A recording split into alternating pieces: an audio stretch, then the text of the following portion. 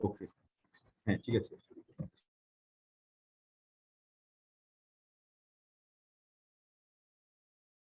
হ্যাঁ, শুরু করতে পারো।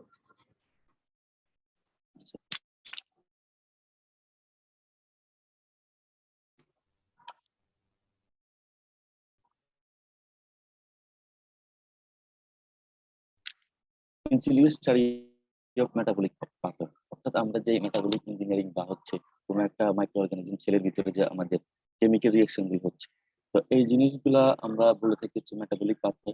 তো এটাকে আমরা কিভাবে হচ্ছে আমাদের এই কোনো এক্সপেরিমেন্টাল ল্যাব ছাড়া ইনসিলিকো আমরা স্টাডি করতে পারি, অর্থাৎ কম্পিউটারের মধ্যে আমরা বিভিন্ন প্রোগ্রামিং ল্যাঙ্গুয়েজ বা হচ্ছে বিভিন্ন সফটওয়্যার এই সাহায্য নিয়ে আমরা কিভাবে কাজ করতে পারি আজকে ওটা নিয়ে আমি আলোচনা করবো, যেটাকে সাধারণত সবাই বলে থাকে competitional system biology.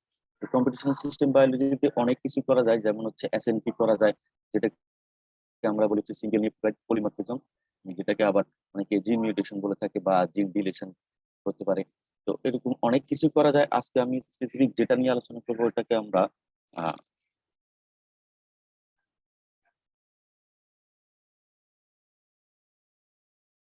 Sorry sir,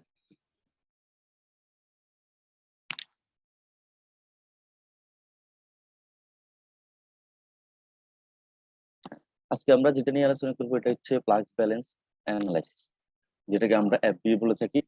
তো এফবিএটা ওয়াই এফবি, কেন আমরা ফ্লাক্স ব্যালেন্স এফবিএটা কেন করবো, তো হচ্ছে কি থেকে কেন হচ্ছে এই কোশ্চেনটা হচ্ছে আমার কাছে সবচেয়ে বেশি প্রিয়। কারণ হচ্ছে আমরা কেন করবো বা এটার হচ্ছে অ্যাপ্লিকেশন কি, এটা যদি না জানি তাহলে হচ্ছে এটার কি বা হচ্ছে এটা এই প্রসেসটা কি, ওটার প্রতি আগ্রহ আসবে না আমাদের। তো এটা যদি আমি বলে থাকি, এইখানে যে মেটাবলিক পাথওয়ে বা হচ্ছে আমাদের এখানে যে কিছু ইন্টারনাল প্লাস হচ্ছে আমাদের এক্সচেঞ্জ রিয়েকশন দেখা যাচ্ছে, এটা মূলত হচ্ছে ইকোলি ব্যাকটেরিয়ার মেটাবলিক পাথওয়ে। তো এখানে আমরা যদি খেয়াল করি, এই যে এই জিনিসগুলো হচ্ছে দেখাচ্ছে যে ইন্টারনাল রিয়েকশন আর হচ্ছে এগুলা হচ্ছে তাদের এক্সচেঞ্জ রিয়েকশন, যেটাকে ওরা বাই প্রোডাক্ট তৈরি করে।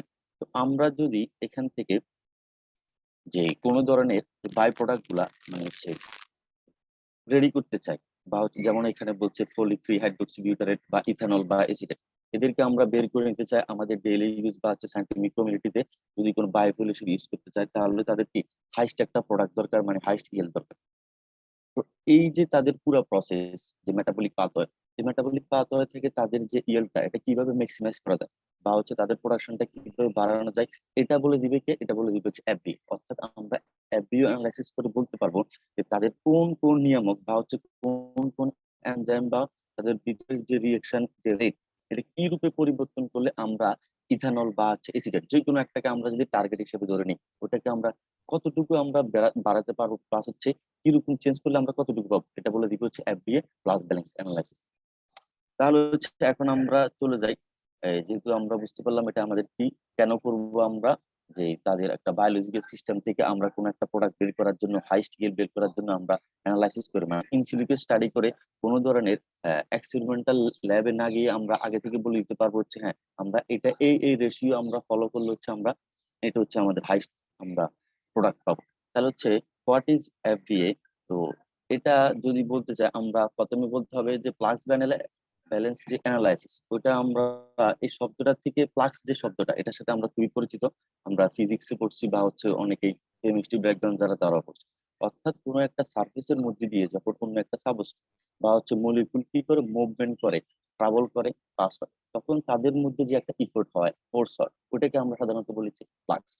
অথবা আমরা আরেকভাবে বলতে পারি যদি হচ্ছে আমাদের কোনো ফ্লুইড বা লিকুইডের উপর দিয়ে যদি কোনো একটা মলিকুল যদি কি হয় মুভমেন্ট হয়, ওদের মধ্যে যে একটা ইফোর্ট থাকে ওটাকে আমরা বলে থাকি ফ্লাক্স বলে থাকি। তাহলে মেটাবলিক ফ্লাক্স থাকে, অর্থাৎ আমাদের যে শরীরে বা হচ্ছে মাইক্রো অর্গানিজমের যে সেলের ভিতরে যে ফ্লাক্সটা হয়ে থাকে ওটা কি, ওটা হচ্ছে আমাদের যে একটা মাইক্রো অর্গানিজমের এই ভিতরে হচ্ছে এনজাইম থাকে বা হচ্ছে বিভিন্ন বায়োমলিকুলার নেটওয়ার্ক থাকে। এই বায়োমলিকুলার নেটওয়ার্কের মধ্যে আমরা যে ডিজার্ভ আমাদের যে প্রোডাক্ট ধরলাম হচ্ছে আমরা ইথানল, এই ইথানলটা আমাদের কি রূপে হচ্ছে এই এনজাইমের মধ্যে দিয়ে পাস হচ্ছে বা ট্রাভেল করছে বা মুভমেন্ট হচ্ছে, ওইটাকে আমরা বলতেছি মেটাবলিক ফ্লাক্স। অর্থাৎ এই যে মেটাবলিক যে আমাদের ফ্লাক্স হচ্ছে, একটা মলিকুল অন্য একটা মলিকুলের মধ্যে দিয়ে হচ্ছে টার্ন ওভার করতেছে, এটা অ্যানালাইসিস করে আমরা এই যে এফবি বের করতে পারি। তো ফ্লাক্স হচ্ছে একটা এফবিএ একটা হচ্ছে আমাদের ম্যাথমেটিক্স এবং ভেক্টর কোয়ান্টিটি। যেহেতু এটা ম্যাথমেটিক্স এবং ভেক্টর কোয়ান্টিটি, তার মানে হচ্ছে এটাকে অবশ্যই ক্যালকুলেশন করা যাবে। ক্যালকুলেশন করে আমরা এটার হচ্ছে ডিজার্ভ আমরা প্রোডাক্ট করতে পারবো। তাহলে হচ্ছে ক্যালকুলেশনটা আমরা কিভাবে করবো? হ্যাঁ, হাউ।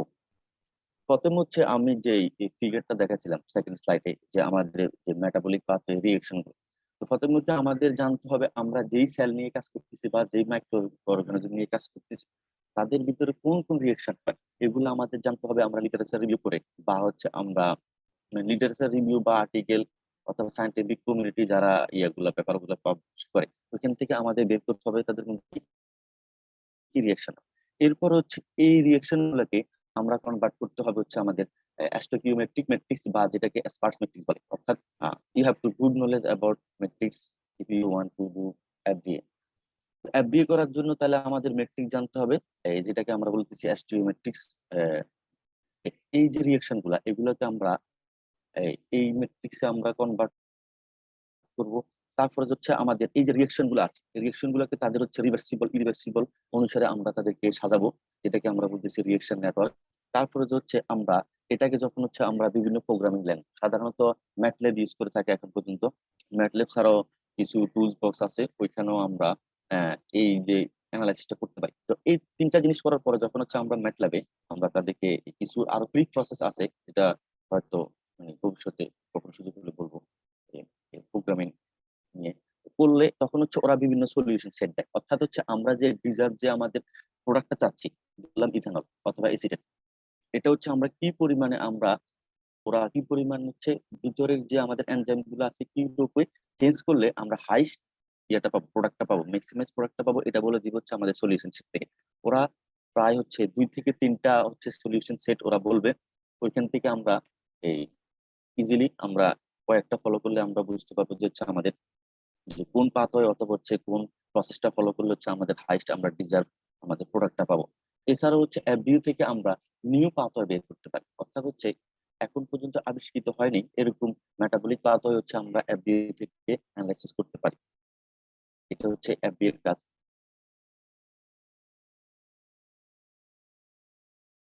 ঠিক আছে, এতটুকুই এখানে ছিল এফবিইউ এর যে আমাদের কনসেপ্ট বা হচ্ছে যে ফুল প্রসেস। এখানে আমি অনেক প্রোগ্রামিং অনেক কিছুই দেখা নেই যেটা হচ্ছে হয়তো জটিল লাগতে পারে।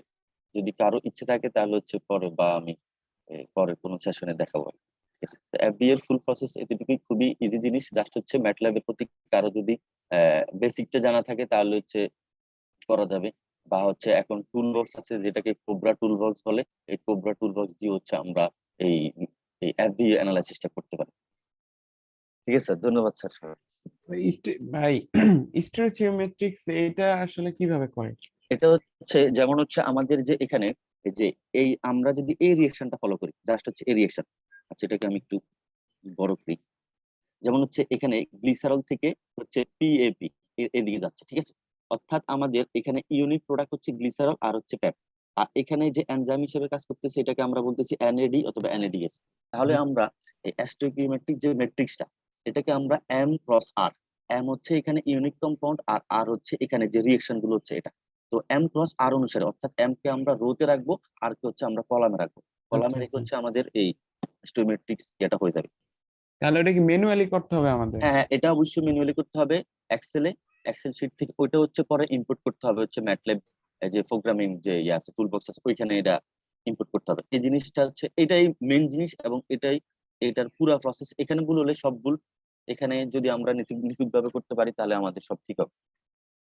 জি যেই যে ম্যাট্রিক্সটা আছে এটাই এখানে সব। এটা ম্যানুয়ালি করতে হবে এবং কি এটার জন্য এ, যত বেশি রিঅ্যাকশন আনা যায় তত অ্যাকুরেসি হবে। এটা তো অনেকটা কার্বন সাইকেলের মতো মনে হয়। হ্যাঁ, কার্বন সাইকেল বলতে এটা হচ্ছে আমাদের এটা পাত হয়, ঠিক আছে। এই যে ইকোলি ব্যাকটেরিয়া যে তাদের মেটাবলিক যে যতগুলো রিঅ্যাকশন হচ্ছে, যে কিছু ইন্টারনাল আমাদের প্রোডাক্ট দিতেছে প্লাস হচ্ছে কিছু বের হচ্ছে, আবার ভিতরে কিছু এনজাইমেটিক রিঅ্যাকশন হচ্ছে, ওই জিনিসগুলো। ঠিক আছে, এটা জাস্ট ফর এক্সাম্পল। জি ভাই, আচ্ছা, বুঝতে thank you. Thank you Rubel. জি স্যার, ধন্যবাদ স্যার। আসলে এইভাবে প্রত্যেকেই আহ, মানে যখন যে ইচ্ছা, বাধ্যতামূলক না, বাট তোমরা যদি চাও যে কেউ এইভাবে তোমাদের নলেজটা শেয়ার করতে পারো, সেগুলো প্রিপারেশন নিয়ে এটা তোমার নিজেদের জন্য ভালো, অন্যদের জন্য ভালো। তো প্রত্যেকে চেষ্টা করবে যে এরকম অল্প ছোট ছোট প্রেজেন্টেশন দিতে পারে। গুগলের একটা খুবই চমৎকার প্রেজেন্টেশন হয়েছে। আর এখানে একটা জিনিস যেটা বলেছে যে নিউ পাথওয়ে ডেভেলপ করা যেতে পারে এখান থেকে। তো এই ধরনের নিউ পাথওয়ে যদি ডেভেলপ করতে পারেন, সেটা হয়তো একদিনই না, অনেক সময় লাগবে, বাট নিউ পাথওয়ে ডেভেলপ করতে পারলে এবং সেটা যদি এক্সপেরিমেন্টালিও সেটার এভিডেন্স পাওয়া যায়, জাস্টিফিকেশন দেওয়া যায়, তো এই ধরনের কাজ খুব ভালো জার্নালে নেচার বা জ্যাক্সে পাবলিশ করা যায় বা পাবলিশ করা যায়। তো আমার মনে হয় আমরা যে এইম নিয়ে কাজ করছি, ডেফিনেটলি এটা একদম নিউ এবং কাটিং এজ টেকনোলজি এবং রিসার্চ ফিল্ড। তো আমরা এই ফিল্ডের ন্যানো টেকনোলজি এবং প্রোটিন ইঞ্জিনিয়ারিং বা এনজাইম ইঞ্জিনিয়ারিং, তো এই অর্থাৎ ন্যানোমেটেরিয়ালসের বায়োলজিক্যাল অ্যাপ্লিকেশন যেটা, সেটা নিয়ে কাজ করব এবং সেখানে ডেফিনেটলি কম্পিটিশনাল যে কেমিস্ট্রির অ্যাপ্লিকেশন সেটাও আস্তে আস্তে নিয়ে আসবে। তো আমার মনে হয় এখন আমরা ডক্টর জাভেদের কাছে যাচ্ছি। প্রফেসর জাভেদ।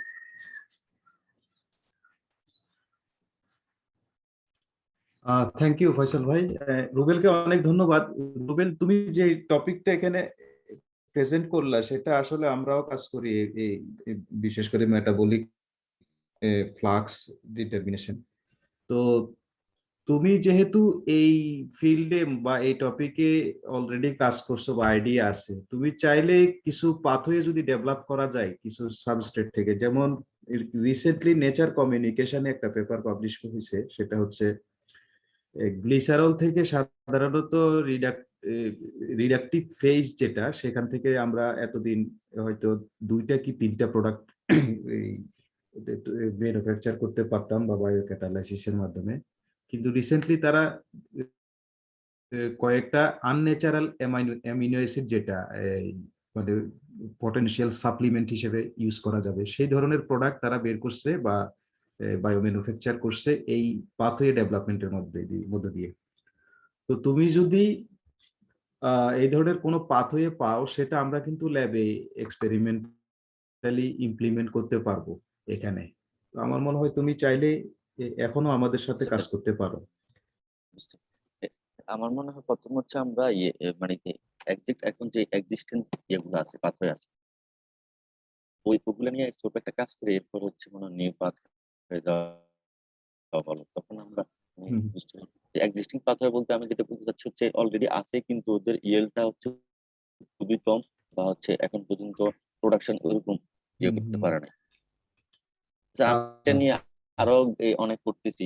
আচ্ছা, পড়ালেখা করো এটা। তুমি যদি এই মেটাবলিক ফ্লাক্স বা এই লাইনে থাকো, এখানে অনেক স্টাডি করার মতো আছে, ভালো ভালো রিভিউ পেপার, ভালো ভালো রিসার্চ পেপার করার মতো অপশন আছে। মেটাবলিক ফ্লাক্সটা কিন্তু তোমার এই জেনারেল একটা আইডিয়া, এটা শুধু আমাদের বায়োক্যাটালাইসিসের কোনো একটা সিঙ্গেল প্রোডাক্টের মধ্যে সীমাবদ্ধ না, অনেক ফিল্ডে এটা ইউজ করা যাবে। আচ্ছা, তো ঠিক আছে, তোমার সাথে এই ব্যাপারে হয়তো আমি পরে পার্সোনালি কথা বলবো, অথবা তুমি স্যার, আমি আমার আপনার সাথে সাথে যোগাযোগ করতে পারো পার্সোনালি, বিশেষ করে। হ্যাঁ, তো আমি সবার উদ্দেশ্যে বলছি প্রথমে খুবই সরি, গত থার্সডে বৃহস্পতিবার আমাদের ইউনিভার্সিটিতে হঠাৎ করে ভ্যাকসিনেশন প্রোগ্রাম ছিল, যার কারণে আমি ওখানে এঙ্গেজ ছিলাম এই টাইমলি, যার কারণে এটা পিছাতে হলো প্রেজেন্টেশনটা। তো সবাইকে অনেক ধন্যবাদ আর তোমাদের অ্যাটেন্ড করার জন্য তোমরা। আর এখানে আমি আজকে মোটামুটি 7টা প্রেজেন্টেশন রেডি করছি, এটা ড্রাফট আকারে বলা যায় 7টা প্রেজেন্টেশন। এগুলো কিন্তু আমাদের এই স্টেজে টার্গেট ছিল না। তোমাদের কেউ একজন সেদিন বলছিল যে একটা প্রেজেন্টেশন দিলে ভালো হয়, তাহলে তোমরা স্টাডি করতে ভালো হবে।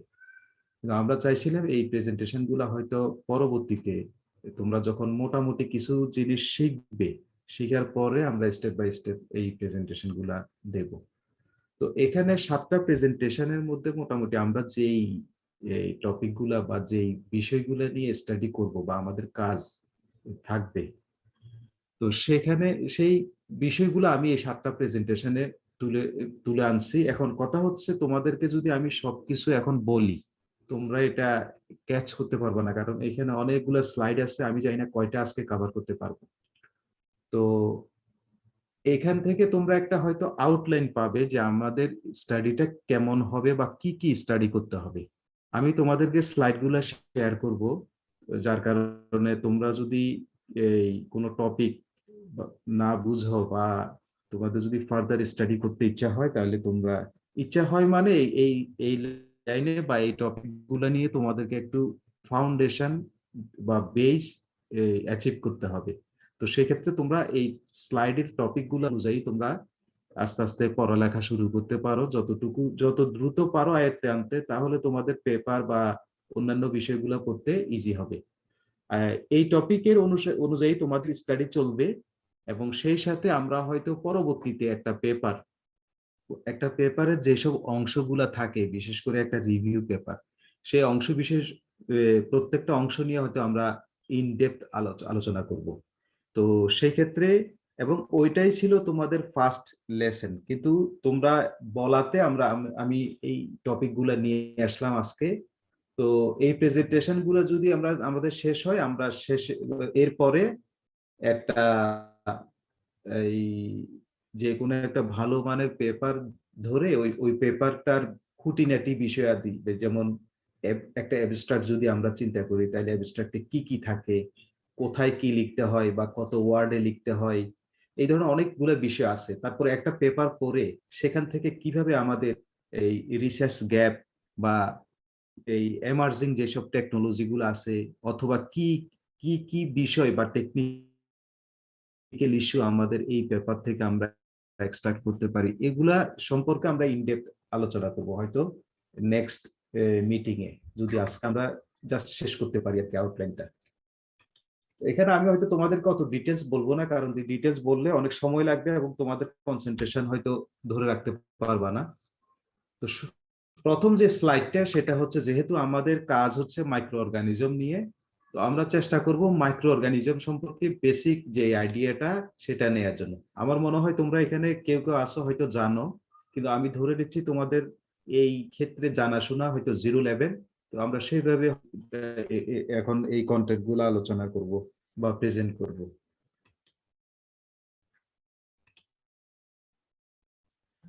আচ্ছা, মাইক্রো অর্গানিজম কি এটা তোমরা হয়তো এসএসসি বা এইচএসসি তে পড়ছো। মাইক্রো অর্গানিজম মানে হচ্ছে যে অনুজীব।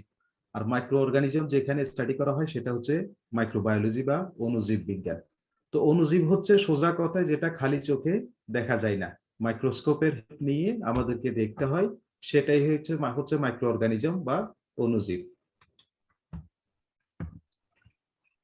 বিভিন্ন ধরনের মাইক্রো অর্গানিজম আছে, যেমন bacteria, virus, fungi, protozoa, algae, archaea and prion. প্রিয়নটা সাধারণত এখানে একটা এক এক ক্যাটাগরির মাইক্রো অর্গানিজম। লাইটটা দেখা যাচ্ছে না।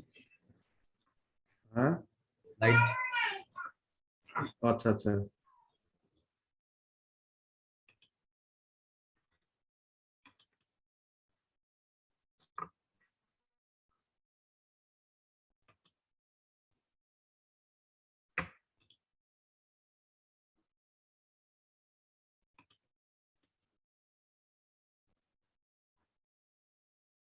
এখন কি দেখা যাচ্ছে? হ্যাঁ হ্যাঁ দেখা যাচ্ছে। জি স্যার, দেখা যাচ্ছে। আচ্ছা, এখানে মূলত বেশ কয়েকটা টাইপের মাইক্রো অর্গানিজম আছে, কিন্তু আমার স্লাইড তো মাউস কাজ করে না, বুঝলাম না।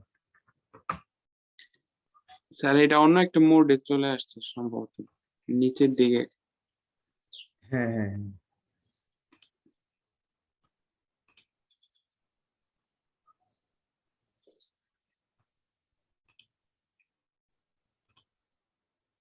সাইডের পাশেরটা হয়তো বা দিলে ভালো হয়, পিসির মতো যেটা দেখাচ্ছে।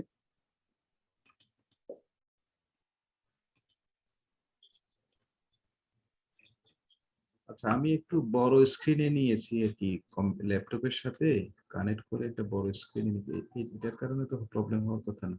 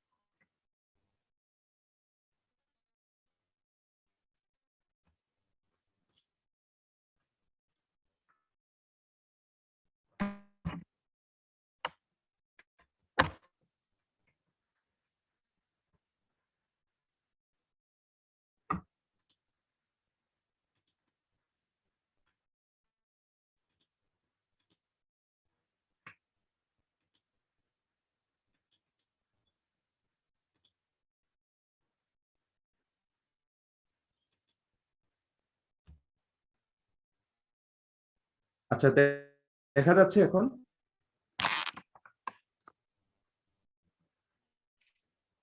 হ্যালো?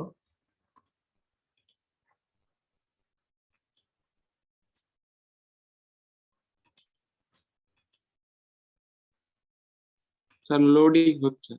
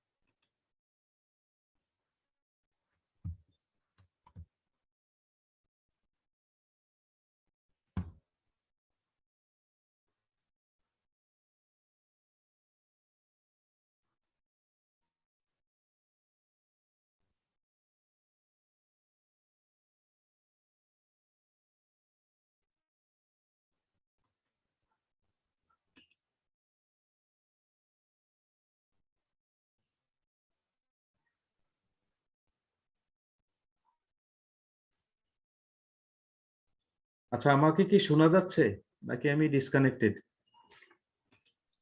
স্যার শোনা যাচ্ছে এখন ক্লিয়ার এবং দেখাও যাচ্ছে ভালোভাবে। আচ্ছা আচ্ছা আচ্ছা আচ্ছা, ঠিক আছে। আচ্ছা, এখানে যে এইসব এই মাইক্রো অর্গানিজম গুলো আছে তার মধ্যে ব্যাকটেরিয়া, ব্যাকটেরিয়াটাই মূলত আমরা ফোকাস করব আমাদের রিসার্চের কাজে।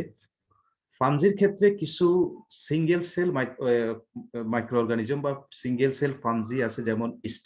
ইস্ট গুলা সাধারণত ফাঞ্জি অন্তর্ভুক্ত। তো সেক্ষেত্রে আমরা হয়তো ইস্ট নিয়ে আমাদের যে বায়োক্যাটালাইসিস বা সিনথেটিক বায়োলজি, সেক্ষেত্রে ইস্টের একটা প্লেস থাকতে পারে, কিন্তু মূল প্লেসটা থাকবে ব্যাকটেরিয়ার।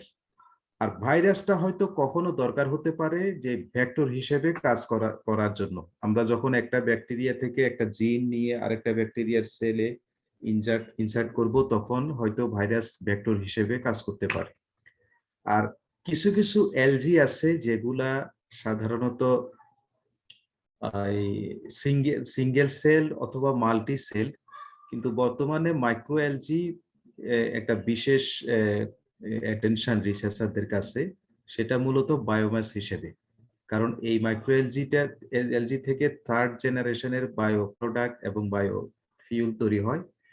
তো সেক্ষেত্রে মাইক্রো এলজি আমরা যদি কখনো বায়োমাস হিসেবে চিন্তা করি, তো তখন আমাদের এই মাইক্রো এলজিটা লাগবে। তো কিন্তু আমরা এখন আপাতত এই এলজি নিয়ে পড়াশোনা করব না, আমাদের মেইনলি স্টাডিটা থাকবে ব্যাকটেরিয়ার উপরে। তো তোমরা যদি ফার্দার স্টাডি করতে যাও তাহলে ব্যাকটেরিয়ার উপরে করবে, এবং ব্যাকটেরিয়াটা মূলত সিঙ্গেল সেল, অর্থাৎ আমরা যদি এই আমাদের যে লাইফ বা আমাদের যেই পুরো স্ট্রাকচার সেটা যদি আমরা চিন্তা করি, তাহলে আমরা আমাদের শুরুটা কিন্তু একটা সেল থেকে হয়েছে, এবং সেটা কন্টিনিউয়াসলি ডিভিশনের মাধ্যমে পর আস্তে আস্তে আমরা আজকের সেই বা আজকের ইয়েতে আসছি। তো আমাদের এখানে বিলিয়ন অফ সেল আছে, যেগুলো আমাদের বিভিন্ন টিস্যু অথবা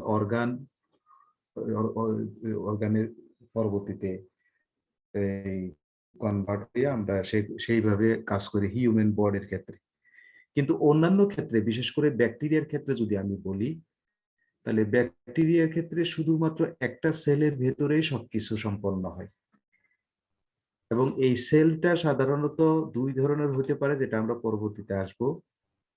আচ্ছা,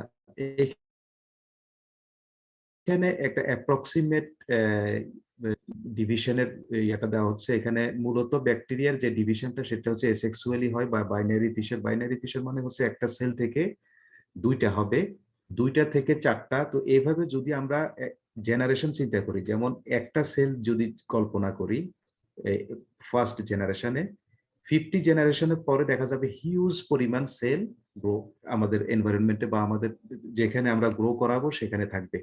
তো যার কারণে ব্যাকটেরিয়াকে সাধারণত খালি চোখে দেখা না গেলেও আমরা একটা সময় কোনো একটা মিডিয়াতে গ্রো করানোর পরে সেটাকে কলোনি আকারে আমরা খালি চোখে দেখি। কলোনি আকারে দেখার মানে হচ্ছে এখানে শুরুটা হয়েছিল একটা সেল থেকে, সেই সেলটা পরবর্তীতে গ্রো করে করে একটা কলোনির আকার ধারণ করছে, এবং সেটা আমরা খালি চোখে দেখি। আচ্ছা, সেটা কেমন? এই যে এখানে আছে, এগুলা হচ্ছে বিভিন্ন ব্যাকটেরিয়া, বিভিন্ন টাইপের ব্যাকটেরিয়া, এবং এগুলা যদি আমরা সিঙ্গেল সেল হিসেবে চিন্তা করি তাহলে এগুলাকে খালি চোখে দেখা যাবে না। কিন্তু একটা মিডিয়াতে গ্রো করানোর পরে, মিডিয়াটা বিভিন্ন ধরনের মিডিয়া হতে পারে, কখনো জেনারেল মিডিয়া হতে পারে। জেনারেল মিডিয়ার মধ্যে আছে নিউট্রিয়েন্ট এগার। তো নিউট্রিয়েন্ট এগারে সাধারণত সব ব্যাকটেরিয়া সাধারণত গ্রো করে যারা কালচারেবল, কিন্তু কিছু কিছু এনভায়রনমেন্টের ব্যাকটেরিয়া আছে যেটা কালচারেবল না। তো নন কালচারেবল ব্যাকটেরিয়া গুলো সাধারণত এখন বর্তমানে যে টেকনোলজি, মেটাজেনোমিক টেকনোলজি, সেটা দিয়ে আইডেন্টিফাই বা স্টাডি করা যায়। আমরা একটু ব্যাক করি, তাহলে আমাদেরকে এই জিনিসটা একটু জানতে হবে। সেল হচ্ছে দুই ধরনের, একটা হচ্ছে প্রোক্যারিওট আর একটা ইউক্যারিওট। ব্যাকটেরিয়া যেটা আমরা আমাদের স্টাডিতে আছে সেটাই একমাত্র প্রোক্যারিওট, এবং প্রোক্যারিওট ইউক্যারিওটের মধ্যে সেলগত যদি পার্থক্যটা আমরা ধরি, তাহলে বেসিক পার্থক্যটা হচ্ছে একটা সেলের বাউন্ডারিতে অনেকগুলো উপাদান থাকবে বা স্ট্রাকচারাল ফিচার থাকবে। সেই স্ট্রাকচারাল ম্যাটেরিয়াল গুলা ইউক্যারিওটের ক্ষেত্রে এবং প্রোক্যারিওটের ক্ষেত্রে ডিফারেন্ট হবে। প্রোক্যারিওট মানে হচ্ছে ব্যাকটেরিয়া। তো মূলত এদের যে পার্থক্যটা সেটা আমি যদি তোমাদেরকে একটু ড্র করে দেখাই।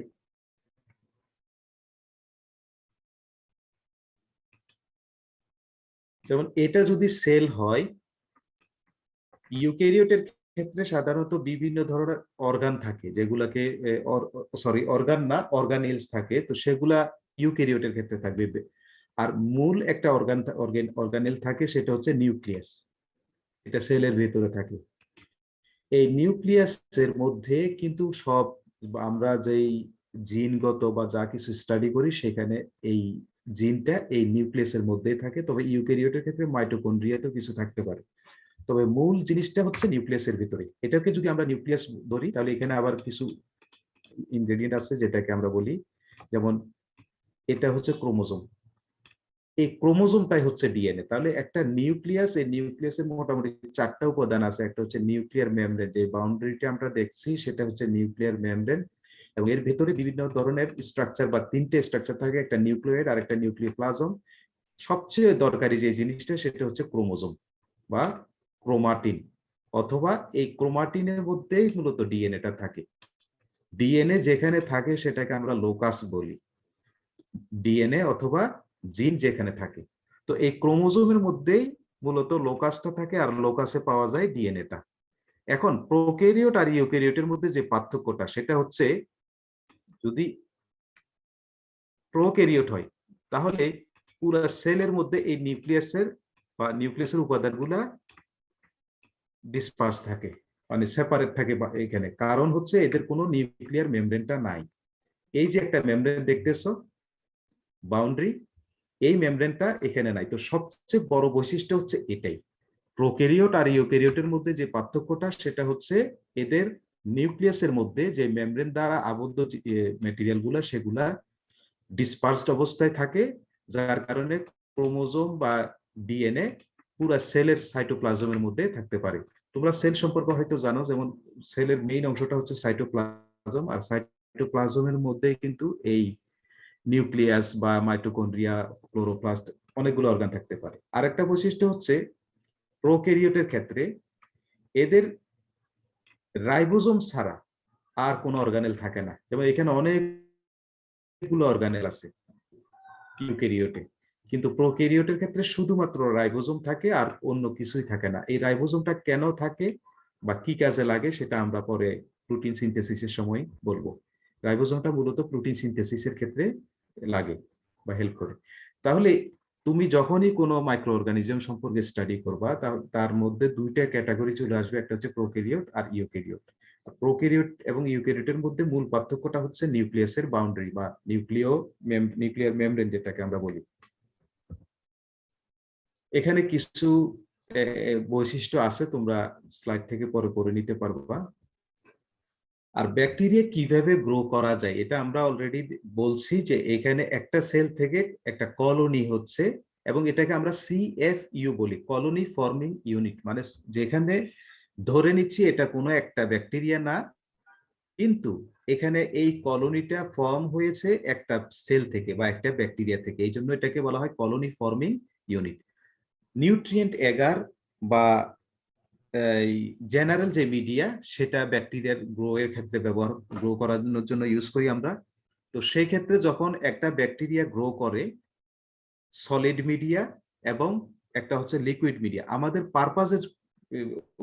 পারপাস অনুযায়ী আমরা কিন্তু কখন কোথায় গ্রো করাবো সেটা আমরা ডিটারমিন করব। যেমন যদি একটা ব্যাকটেরিয়াকে আমরা কলোনি পেতে হয় তাহলে সেটা সলিড মিডিয়াতে গ্রো করাতে হয়, আর সলিড মিডিয়া হচ্ছে আগার থাকে, AGAR, আগার। তো আগার যখন থাকে এটা একটা সলিডিফাইং এজেন্ট। যদি আমরা একটা মিডিয়ার কথা বলি যেমন নিউট্রিয়েন্ট আগার, সেক্ষেত্রে নিউট্রিয়েন্ট হয়তো একটা নাইট্রোজেন সোর্স থাকে, একটা কার্বন সোর্স থাকে। আর যদি সেই নাইট্রোজেন কার্বন সোর্সের সাথে যদি আমরা একটা আগার অ্যাড করে দিই তাহলে এটা সলিডিফাইড হয়ে যাবে, কিন্তু আগারটা না থাকলে এটা হবে লিকুইড মিডিয়া। তো মূলত দুই ক্যাটাগরির মিডিয়া ইউজ করা হয়, একটা লিকুইড এবং সলিড। এই দুইটা মিডিয়াই আমাদের দরকার হবে যদি আমরা কোনো ব্যাকটেরিয়াল স্টাডিতে যেতে চাই। আইডেন্টিফিকেশনের জন্য ব্যাকটেরিয়াকে কিভাবে আইডেন্টিফাই করে আমি আগে বলেছি, এটা মাইক্রোস্কোপিক। যদি সেলুলার বেসিসে আমরা আইডেন্টিফাই করতে হয় তাহলে আমাদেরকে মাইক্রোস্কোপে যেতে হবে। এর স্ট্রাকচার মাইক্রোস্কোপের নিচে দেখলে সিঙ্গেল সেলের স্ট্রাকচার কেমন এগুলা দেখা যাবে। তো আইডেন্টিফিকেশনে অনেকগুলো টেকনিক আছে, যেমন বায়োকেমিক্যাল কিছু ক্যারেক্টারাইজেশন আছে, এখন জেনোটাইপিক বা মলিকুলার মেথড আছে, একটা হচ্ছে PCR টেকনোলজি বা পলিমারেজ চেইন রিঅ্যাকশন, যেখানে ব্যাকটেরিয়ার জিনটাকে কালেক্ট করে সেটাকে মাল্টিপ্লিকেশনের মাধ্যমে কোন একটা স্ট্যান্ডার্ড ব্যাকটেরিয়ার জিনের সাথে কম্পেয়ার করে আইডেন্টিফাই করা যায়। এই যে আমাদের, আমি যদি সংক্ষেপে বর্তমান ভাইরাস আইডেন্টিফিকেশনের কথা বলি, সেক্ষেত্রে RT-PCR করা হয়। ওইখানে একটা জিন নিয়ে সেই জিনটাকে ক্রমান্বয়ে মাল্টিপ্লাই করে পরবর্তীতে একটা কালারিমেট্রিক বা কি বলবো এটাকে, ফ্লোরোসেন্ট এই ব্যান্ড দেখেই আইডেন্টিফাই করা হয়। ঠিক একইভাবে ব্যাকটেরিয়া বা মাইক্রো অর্গানিজমকেও PCR টেকনোলজির মাধ্যমে আইডেন্টিফাই করা যায়। আচ্ছা, এতক্ষণ আমি যেটা বলছিলাম সেটা হচ্ছে বেসিক মাইক্রোবায়োলজি, কিন্তু আমরা আমাদের যে ফিল্ডটা সেটা বা বায়োক্যাটালাইসিস যে ফিল্ডটা সেটা আমরা মূলত ইন্ডাস্ট্রিয়াল মাইক্রোবায়োলজিতেই সীমাবদ্ধ থাকবো। আমাদের কাজ হচ্ছে ইন্ডাস্ট্রিয়াল মাইক্রোবায়োলজি, অর্থাৎ এখানে আমরা আমাদের ইন্ডাস্ট্রিয়ালি ভ্যালুয়েবল কিছু প্রোডাক্ট মাইক্রোবিয়ালি সিনথেসিস করব বা বায়ো ম্যানুফ্যাকচারিং করবো, যেটাকে আমরা বায়ো ম্যানুফ্যাকচারিং বলি। তো বায়ো ম্যানুফ্যাকচারিং এর বিশেষ একটা স্টেপ হচ্ছে ফার্মেন্টেশন। এগুলো আমরা পরের স্লাইডে বা পরের প্রেজেন্টেশনে হয়তো পাবো। এখানে বিভিন্ন ধরনের ইন্ডাস্ট্রিয়াল প্রোডাক্ট থাকতে পারে, যেমন এনজাইম থাকতে পারে, ভিটামিন থাকতে পারে, ফার্মাসিউটিক্যাল ইনগ্রেডিয়েন্ট থাকতে পারে, অথবা ইন্ডাস্ট্রিয়াল প্ল্যাটফর্ম কেমিক্যাল থাকতে পারে। প্ল্যাটফর্ম কেমিক্যাল হচ্ছে যে এটা প্ল্যাটফর্ম, অর্থাৎ একটা থেকে যখন আমি মাল্টিপল ম্যাটেরিয়াল সিনথেসিস করতে পারবো বা প্রোডাকশন করতে পারবো, সেটাকে বলা হয় প্ল্যাটফর্ম কেমিক্যাল। তো একটা প্ল্যাটফর্ম কেমিক্যাল হয়তো আমরা বায়ো ম্যানুফ্যাকচারিং করলাম, সেটা পরবর্তীতে দেখা গেল ওই প্রোডাক্ট থেকে বিভিন্ন সিনথেসিস প্রক্রিয়া ইউটিলাইজ করে হয়তো আরো বিভিন্ন ক্যাটাগরির প্রোডাক্ট তৈরি করা যাবে। তো এটাই হচ্ছে মূলত ইন্ডাস্ট্রিয়াল মাইক্রোবায়োলজি অথবা ইন্ডাস্ট্রিয়াল বায়োটেকনোলজিও বলে। আমাদের ফিল্ড হচ্ছে মূলত এটাই। যদি ডিসিপ্লিন ওয়াইজ চিন্তা করি তাহলে আমাদের ফিল্ড ইন্ডাস্ট্রিয়াল মাইক্রোবায়োলজি, আর যদি টপিক অনুযায়ী বা রিসার্চ এক্সপার্টিস বা রিসার্চ ফোকাস অনুযায়ী চিন্তা করি তাহলে আমাদের ফিল্ড হচ্ছে বায়োক্যাটালাইসিস বা সিনথেটিক বায়োলজি অথবা এই বায়োক্যাটালাইসিস। মূলত মেটাবলিক ইঞ্জিনিয়ারিং এগুলো হচ্ছে এখানকার টুলস।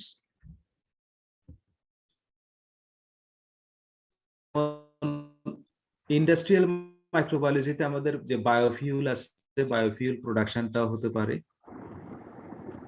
আর ইন্ডাস্ট্রিয়ালি যেসব ভ্যালুয়েবল মাইক্রো অর্গানিজম আছে তার মধ্যে সবচেয়ে ওয়াইডলি ইউজড হয় ইকোলাই। এর সবচেয়ে বড় কারণ হচ্ছে ইকোলাইয়ের যে জেনেটিক স্ট্রাকচার, একটা সিঙ্গেল সেল কিন্তু এর যে জিন বা জেনেটিক স্ট্রাকচার সেটা ওয়াইডলি অথবা খুব ভালোভাবে এটা স্টাডি করা হয়েছে এবং এর সবকিছুই মূলত অ্যাভেলেবল ডাটাবেসে। তো এই কারণে এটাকে মডেল অর্গানিজম বলা হচ্ছে। কখনো কখনো যার কারণে ইকোলাই যদি কোনো একটা প্রোডাক্ট সিনথেসিস করতে নাও পারে, তো আমরা চেষ্টা করি ওই পাথওয়েটা ইকোলাই এর মধ্যে দেওয়ার জন্য, কারণ এতে সুবিধা হচ্ছে ইন্ডাস্ট্রিয়াল ম্যানুফ্যাকচারিং বলো বা স্টাডি বলো সবকিছুই মূলত এই ইকোলাইয়ের অলরেডি ওয়েল এস্টাবলিশড। সেই কারণে ইকোলাইটা সবসময় প্রেফারেবল থাকে। কিন্তু কিছু কিছু ক্ষেত্রে হয়তো ইকোলাইটা আমরা ওইভাবে নিতে পারবো না, বিশেষ করে যদি ফুড ইনগ্রেডিয়েন্ট হয়। সেটা আমরা পরে বা তোমরা যখন স্টাডি করবা তখন আস্তে আস্তে জানতে পারবে। আর এখানে স্যাকারোমাইসিস সিরিবিসি বা ইস্ট যেটাকে আমরা বলি বেকার ইস্ট, এটাকে বলা হয় পাউরুটিতে যেই ইস্টটা ইউজ করা হয় আর কি। এটাও মোটামুটি ওয়েল এস্টাবলিশড একটা মাইক্রো অর্গানিজম, মাইক্রো অর্গানিজম, এবং এটা ফাঞ্জির অন্তর্ভুক্ত এবং এটা ইউক্যারিওট। যেহেতু এটা ব্যাকটেরিয়া না ফাঞ্জি, সুতরাং এটা হচ্ছে ইউক্যারিওট। ব্যাসিলাস সার্টিলিস করেনি ব্যাকটেরিয়াম গ্লুটামিকাম এর এই স্ট্রেন গুলা বা এই স্পিসিস গুলাও কিন্তু ইন্ডাস্ট্রিয়াল মাইক্রোবায়োলজিতে ইউজ হয়।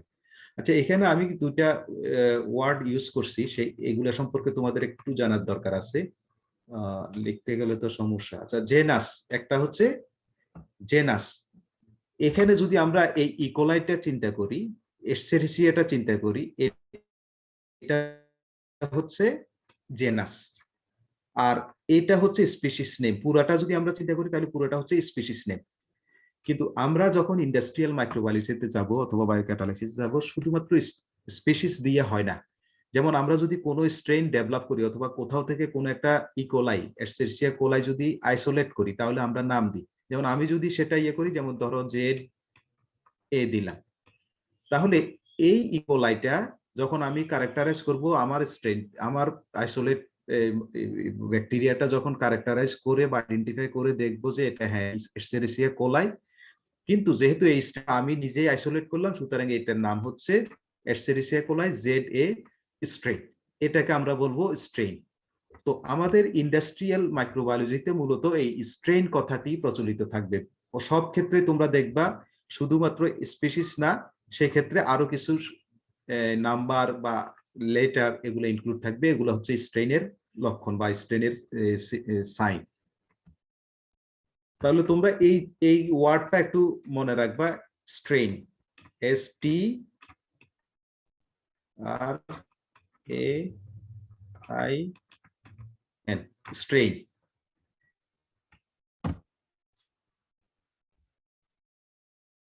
আচ্ছা, এখানে আমি আরেকটু কথা বলি। অনেক সময় যদি এই মাইক্রো অর্গানিজমকে আমরা লিখতে যাই, সেক্ষেত্রে জেনাসের নামের সাথে স্পিসিস নাম ইউজ করি এসপি দিয়ে। এটা বোঝাচ্ছে যে ধরো এই যে লাইপেজটা, এটা একটা এনজাইম, এটা লিপিড থেকে তৈরি করা যায় এবং এটা তৈরি করে কি এসপারজিলাস স্পিসিস।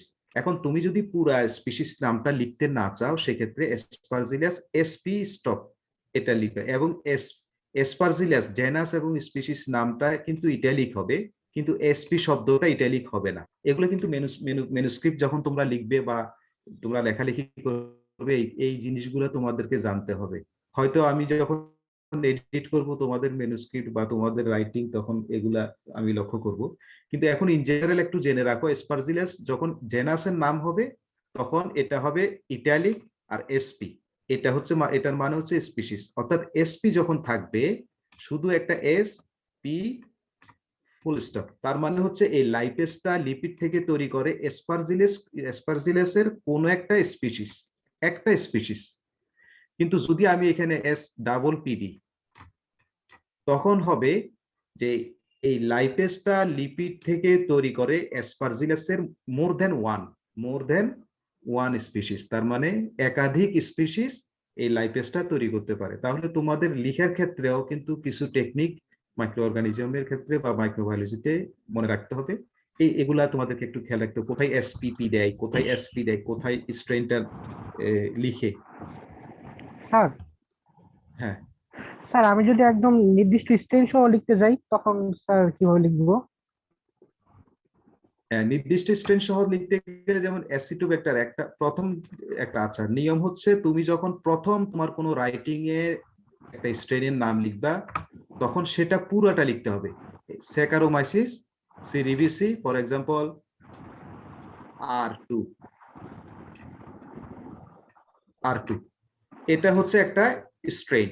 তুমি যখন তোমার ম্যানুস্ক্রিপ্টে প্রথম লিখবা, ধরো অ্যাবস্ট্রাক্টে লিখলা স্যাকারোমাইসিস সিরিবিসি R2, এটা পুরোটা লিখতে হবে। কিন্তু পরবর্তীতে যখন তুমি অ্যাবস্ট্রাক্টের ক্ষেত্রে আবার এই মাইক্রো অর্গানিজমটা ইউজ করবে, তখন কিন্তু পুরো নাম লিখতে হবে না, তখন তুমি এস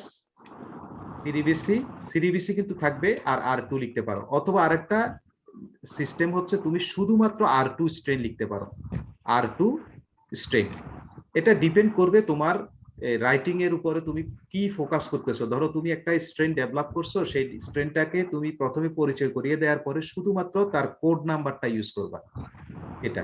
কিন্তু স্ট্যান্ডার্ড রাইটিং এর ক্ষেত্রে তুমি যখন প্রথম স্পিসিস স্ট্রেন ইউজ করবা তখন পুরোটা লিখতে হবে না, পরবর্তীতে তুমি শুধুমাত্র এস লিখবা। তোমার ম্যানুস্ক্রিপ্টে বা তোমার রাইটিং এ যখন একবার এই ফুল নামটা লেখা হয়ে যাবে, তখন তুমি পরবর্তীতে জেনাসের ক্ষেত্রে শুধুমাত্র অ্যালফাবেটটা, ফার্স্ট অ্যালফাবেটটা বড় ক্যাপিটাল লেটার হবে, আর স্পিসিস নামটা ছোট হাতের হবে। সবগুলা অ্যালফাবেট ছোট হাতের হবে, সবগুলো ইটালিক হবে সব স্যার? ইটালিক। হ্যাঁ, আর এখানে এই R2 স্ট্রেন এটা তোমার উপরে ডিপেন্ড করবে, এটা কোনো সিস্টেম বা কোনো স্ট্যান্ডার্ড নিয়ম নাই। তুমি যেভাবে ডিজাইন করো, ধরো তোমার প্রফেসর তুমি মিলে একটা স্ট্রেন আইডেন্টিফাই করলা, সেটা তোমাদের দুইজনের নামে রাখতে পারো। অথবা তুমি কোনো একটা ম্যাটেরিয়াল থেকে বা কোনো একটা সোর্স থেকে আইডেন্টিফাই করলা, সেই সোর্সের নামে প্রথম অক্ষর, তারপরে কত নাম্বার আইসোলেট তুমি এটাকে আইডেন্টিফাই করলা, সেটা তুমি দিতে পারো। তো অনেকগুলো সিস্টেম আছে, কিন্তু স্ট্রেনের ক্ষেত্রে কোনো ধরা বাঁধা নিয়ম নাই, বাট এই স্পিসিসের ক্ষেত্রে স্ট্যান্ডার্ড নিয়ম ফলো করতে হয়। আবার কখনো কখনো যদি আমরা ধরো ইকোলাইতে, এখানে লিখতে আসলে একটু কষ্ট হচ্ছে, যেমন ইকোলাইতে যদি আমরা বুঝে নাও এটা ইকোলাই ধরো কোনো একটা জিন ছিল না, বা একটা পাথ হয়ে আমরা একটা প্রোডাক্ট সিনথেসিস করব, সেখানে মেটাবলিক ইঞ্জিনিয়ারিং করে কোন একটা জিন ছিল, সেই জিনটা এখানে ইকোলাইয়ে ছিল না, আমরা বাইরে থেকে নিয়ে আসলাম। তো বাইরে থেকে নিয়ে আসতে গেলে তুমি জিনটাকে যখন ওভার এক্সপ্রেস করবে, অর্থাৎ এই ইকোলাইতে যেটা ছিল না সেটা তুমি এখানে ইন্ট্রোডিউস করলা, সেক্ষেত্রে জিন লিখতে গেলে ধরো অ্যাসিটেট যেটা যদি আমরা বলি, তাহলে ACK অ্যাসিটেট কাইনেস, এটা একটা এনজাইম, এটা এ। যখন জিন হবে তখন এটা কিন্তু ইটালিক হয়ে যাবে পুরোটা, যদি জিন হয়। আর যদি জিনের প্রোডাক্ট হয়, প্রোডাক্ট হলে প্রথম অক্ষরটা ক্যাপিটাল হবে আর CK এইভাবে হবে। তোমার জিনটা হচ্ছে এটা কিন্তু ইটালিক, আমি ইটালিক দিতে পারতেছি না, এখানে ইটালিক হবে। এখন এই ACK জিনটা যদি আমি ইকোলাইতে ইন্ট্রোডিউস করি, তাহলে স্ট্রেনটার নাম হচ্ছে ইকোলাই ACK। এইটা হচ্ছে একটা স্ট্রেন। এটা দ্বারা বোঝাচ্ছে যে তুমি এখানে এই এসিকে জিনটা এই ইকোলাইজ ব্যাকটেরিয়ার মধ্যে ইন্ট্রোডিউস করছো এবং এটা তোমার নতুন স্ট্রেন। তো এই ক্ষেত্রে তুমি এসিকে স্ট্রেন হিসেবে পরবর্তীতে লিখতে পারো, এসিকে স্ট্রেন, অথবা তুমি এটাকে নতুন ভাবে একটা নাম দিতে পারো, সেটা ডিপেন্ড করবে তোমার উপরে। আবার যদি কোনো একটা জিন, ধরো এই এসিকে জিনটাকে আমরা নক আউট করে দিলাম বা এই ব্যাকটেরিয়াটা থেকে ডিলিট করে দিলাম, এগুলো তোমরা হয়তো পরবর্তীতে টার্মটা পাবে, তখন এটাকে ডেল দিয়ে লেখা হয়, ডেল দিয়ে। ডেল মানে হচ্ছে নক আউট। আবার যদি তুমি ওভার এক্সপ্রেশন করো তাহলে এই চিহ্নটা ইউজ করে। এগুলো সিনথেটিক বায়োলজির বা মেটাবলিক ইঞ্জিনিয়ারিং এর কিছু স্ট্যান্ডার্ড সাইন আছে, এগুলো আমরা স্পেসিফিক এক সময় আলোচনা করব। যখন তোমরা ওভারঅল আইডিয়াটা পেয়ে যাবে তখন স্পেসিফিক টপিক ধরে ধরে ধরে ধরে তোমাদেরকে এই জিনিসগুলা এই ট্রেন্ড আপ করা হবে।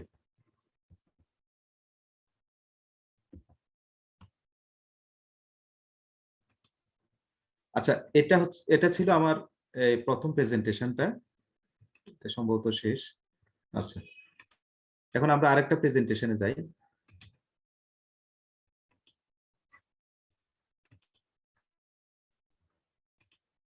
আচ্ছা, তোমাদের কোনো কোয়েশ্চেন আছে এই প্রেজেন্টেশনে যেটা আমি এখন শেয়ার করলাম বা বললাম এতক্ষণ? স্যার জিন যদি অ্যাড করি তাহলে স্যার ওটা জেনেটিক্যালি মডিফাইড হয়ে যাবে। হ্যাঁ হ্যাঁ। আচ্ছা, তোমাদের অত স্পেসিফিক এখন যাওয়ার দরকার নাই, আমি জাস্ট একটা আইডিয়া দিচ্ছি আমাদের বাউন্ডারিটা কি। আমরা যে স্টাডিটা করব মাইক্রো অর্গানিজমের উপরে বা আমাদের ফিল্ডে, সেটা কি কি থাকতে পারে, জাস্ট টপিক গুলো সম্পর্কে একটু ইন্ট্রোডিউস হও এবং স্টাডি করতে থাকো। করার পরে যখন তোমরা দেখবা যে একটার পর একটা সমস্যা আসতেছে, তোমরা কিন্তু চাইলেই এগুলো গুগলে সার্চ দিয়ে লিখতে পারো, হাউ টু রাইট এ জিন নেম, হাউ টু রাইট, মানে অনেক ধরনের প্রশ্ন তোমাদের মধ্যে যেটা আসবে সেটা কিন্তু গুগলে কে দিলে গুগল অনেক সময় বুঝে যাবে তোমাদের আইডিয়াটা, তো ওখান থেকে তোমরা পাবে। আর যদি তোমরা মনে করো এই যে একটা টপিকের উপরে, যেমন হাউ টু রাইট অথবা what is the symbol of synthetic biology, কিভাবে আমরা সিনথেটিক বায়োলজির যে টপিকগুলো বা কন্টেন্টগুলো আমরা কিভাবে লিখবো, এই ধরনের কোনো স্পেসিফিক টপিক যদি পরবর্তীতে তোমরা মনে করো আমাদের এই লেকচারের দরকার আছে বা প্রেজেন্টেশনের দরকার আছে, সেটা আমরা অ্যারেঞ্জ করব। কিন্তু এই মুহূর্তে তোমরা অত স্পেসিফিকে যাওয়ার দরকার না, আমি জাস্ট এক কথার কথা একটু বললাম। অনেক কিছু আছে, কিন্তু তোমরা যখন আস্তে আস্তে স্টাডি করবা তখন তোমরা ডেভেলপ হতে থাকবা, এই যে বা নলেজ গুলা গেইন করতে থাকবা। তো এখন তুমি যদি সবকিছু বুঝতে যাও এই মুহূর্তে স্পেসিফিক বিষয়গুলো নিয়ে আলোচনা করো, তাহলে হয়তো মূল আইডিয়াটা এখানে পাবে না।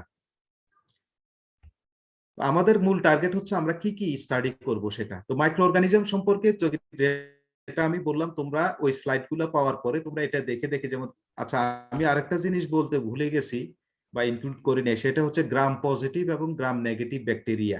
এটাও কিন্তু ইম্পর্টেন্ট টার্ম। আর গ্রাম পজিটিভ ব্যাকটেরিয়া হচ্ছে তোমার একটা স্টেইনিং মেথড আছে, সেখানে যখন আমরা স্টেইন করব কিছু ব্যাকটেরিয়া দেখা যাচ্ছে রেড কালার হয়ে যায়, কিছু ব্যাকটেরিয়া এই পার্পল কালার থাকে। তো যারা এটা হচ্ছে তাদের সেলুলার স্ট্রাকচারের কারণে হয়। তো যারা পার্পল কালার দেয় তারা হচ্ছে গ্রাম পজিটিভ, আর যারা রেড কালার দেয় তারা গ্রাম নেগেটিভ। এই দুইটা টার্মও কিন্তু তোমরা যখনই মাইক্রোবায়োলজি স্টাডি করবা তখন এটা পাবা। এরপরও যদি কোনো টার্ম তোমাদের জানার থাকে তোমরা আমাদেরকে পরবর্তী অথবা গ্রুপেও কিন্তু মেসেজ দিতে পারো, যদি তোমাদের ইমিডিয়েট জানার থাকে আমি যখন ফ্রি থাকবো তখন আনসার দিতে পারবো। আচ্ছা, আমরা এই ধাপে মূলত মেটাবলিক পাথওয়ে সম্পর্কে পড়বো। এই মেটাবলিক পাথওয়েটা তোমরা যে রুবেলে শুরুতে যে লেকচারটা দিল বা প্রেজেন্টেশনটা দিল, সেটা তোমরা হয়তো শেষেরটা শুরুতে পেয়ে গেছো। তো মেটাবলিক পাথওয়ে কি বা মেটাবলিজমটা কি? মূলত মেটাবলিজম অর্থাৎ ব্যাকটেরিয়া বা সেল কিভাবে সার্ভাইভ করার জন্য যেসব এনার্জি দরকার, আমরা যেমন খাবার গ্রহণ করা ছাড়া বেশি দিন বেঁচে থাকতে পারি না, ঠিক ব্যাকটেরিয়ার ক্ষেত্রেও একই অবস্থা। আর খাবার গ্রহণ করার প্রয়োজনটা কি? প্রয়োজনটা হচ্ছে যাতে আমরা এনার্জি পাই। তো ব্যাকটেরিয়ার ক্ষেত্রেও একটা, যদিও তার শুরুটা কিন্তু একটা সেল থেকে, এই সেল থেকে শুরু হলেও তার এই সেলের মধ্যেই সব ধরনের মেটাবলিজম আছে। আর মেটাবলিজমটা কি ধরনের তোমাদেরকে যদি আমি শেষ স্লাইডটা একটু দেখাই, একটা ব্যাকটেরিয়ার সেলে কি ধরনের মেটাবলিজম বা মেটাবলিক পাথওয়ে থাকতে পারে, এই দেখো এখানে স্লাইডটা সম্ভবত দেখা হাজারটা পাথ যাচ্ছে না স্যার। হ্যাঁ স্লাইডটা সম্ভবত দেখা যাচ্ছে আচ্ছা, একটু দ্রুত করছি তো, এখন দেখা যাবে, জি, হয়তো জি, একটু পরে দেখা যাবে।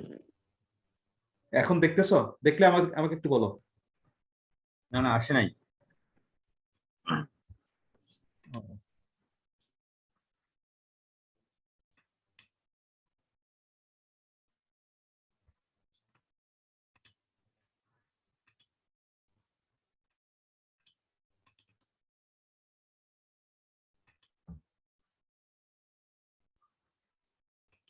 এখন আসছে?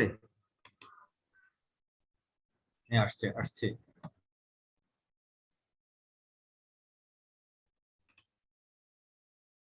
আচ্ছা, এখানে তোমরা দেখতেছো যে অনেকগুলা হিজি বিজি টাইপের বা অকওয়ার্ড টাইপের একটা পিকচার। এই পিকচারটা হচ্ছে একটা সিনারিও। এখানে কিন্তু হাজার হাজার পাথর এখানে আছে। তো একটা সেল, যদিও তাদের একটা সেল, কিন্তু সেক্ষেত্রেও তারা কিন্তু প্রচুর মেটাবলিজম করতে পেয়ে থাকে। কিছু যাচ্ছে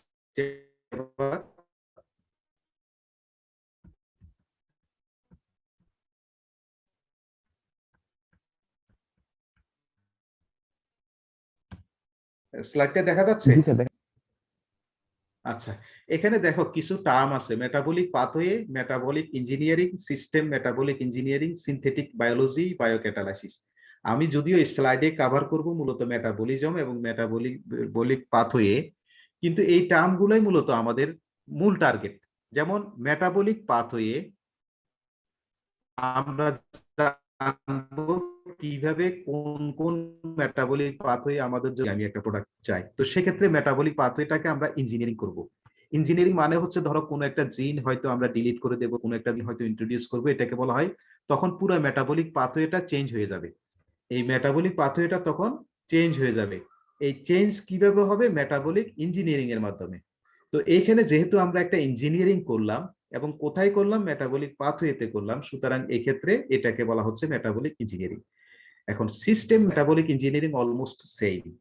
সিস্টেম মেটাবলিক ইঞ্জিনিয়ারিং এবং মেটাবলিক ইঞ্জিনিয়ারিং প্রায় সেম, কিন্তু একটু ডিফারেন্ট থাকবে। সেটা হচ্ছে তোমার মেটাবলিক ইঞ্জিনিয়ারিংটা হয়তো পুরোপুরি তোমার একটা প্রোডাক্টের সাথে রিলেটেড, বা এই টোটাল যে সিস্টেমটা, ব্যাকটেরিয়ার যে সিস্টেম, সেই সিস্টেমকে যদি আমরা কনসিডার করি, ধরো কোনো একটা সাবস্ট্রেট সেলের ভিতরে ঢুকার দরকার, কিন্তু হয়তো কেউ একজন বাধা দিচ্ছে, তখন আমরা কি করি? যদিও আমাদের দরকার নাই আমাদের মূল প্রোডাক্টের জন্য, কিন্তু সাবস্ট্রেটটাকে ঢুকানোর জন্য বা তার অ্যাক্সেসটা এনহান্স করার জন্য আমরা হয়তো সেই পুরো সেলের সিস্টেমের মধ্যে কিছু ইঞ্জিনিয়ারিং করব। তো একই একই কথা, কিন্তু সেটা হচ্ছে তোমার সিস্টেম ইঞ্জিনিয়ারিং, ওটার নাম হবে সিস্টেম ইঞ্জিনিয়ারিং। তো মেটাবলিক ইঞ্জিনিয়ারিং এবং সিস্টেম ইঞ্জিনিয়ারিং মূলত সেম, তবে কিছু কিছু ক্ষেত্রে হয়তো একটু ডিফারেন্ট হতে পারে। মেটাবলিক ইঞ্জিনিয়ারিংটাকে একটু স্পেসিফাই করে, সেটা হচ্ছে আমার যে পাথওয়েটা দরকার, যে মেটাবলিক পাথওয়েটা দরকার, সেটাকে যখন আমি ইঞ্জিনিয়ারিং করব, তখন তাকে আমরা মেটাবলিক ইঞ্জিনিয়ারিং বলি। আর সিস্টেম ইঞ্জিনিয়ারিং হচ্ছে যখন পাথওয়ের বাইরেও কিছু ইঞ্জিনিয়ারিং আমরা করব, সেটাকে বলা হচ্ছে সিস্টেম ইঞ্জিনিয়ারিং। কিন্তু মূলত সবগুলাই ঘুরে ফিরে একই, এই দুইটা টার্মই একই।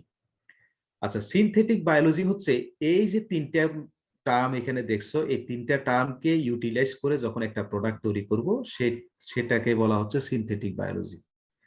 আর বায়োক্যাটালাইসিস হচ্ছে মূলত এগুলা সবই। এই ক্ষেত্রে আমরা যেটা করব, সিনথেটিক বায়োলজি, বায়োক্যাটালাইসিস মূলত সেম। বায়োক্যাটালাইসিসটা তোমার বিভিন্ন টাইপের হতে পারে। যেমন আমি যদি কোনো একটা এনার্জি প্রোডাকশনে যাই সোলার সেলে, সেক্ষেত্রে বায়োক্যাটালাইসিস করতে পারে, কিন্তু সেটা সিনথেটিক বায়োলজি হবে না, কারণ আমি সেই ক্ষেত্রে কোনো প্রোডাক্ট পাচ্ছি না।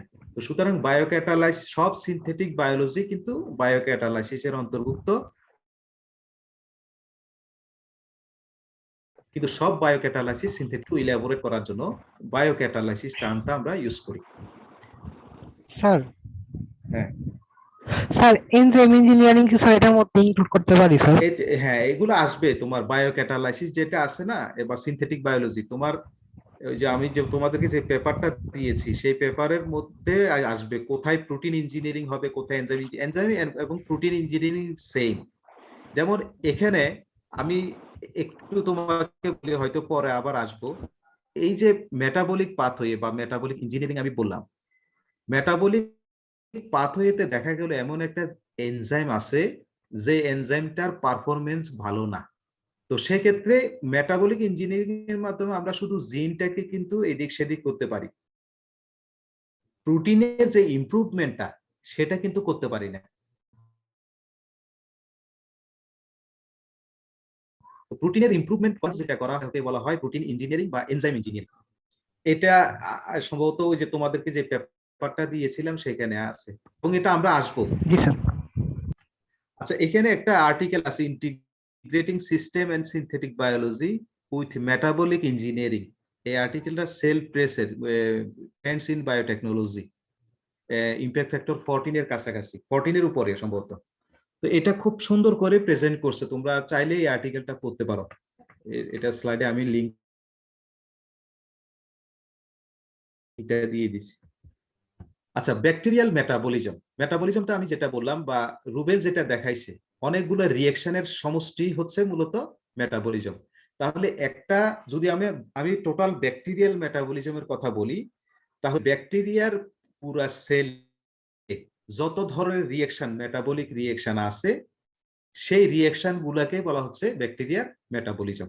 এখন এই মেটাবলিজমটা বিভিন্ন ভাবে হতে পারে, যেমন সেল যখন কোন গ্লুকোজ মিডিয়াতে গ্রো করবে, ধর একটা মিডিয়াতে গ্রো করলো সেখানে গ্লুকোজ আছে, আবার কোন মিডিয়াতে গ্রো করলো সেখানে ল্যাকটোজ আছে, কোন মিডিয়াতে গ্রো করলো সেখানে গ্লাইসেরল আছে। তো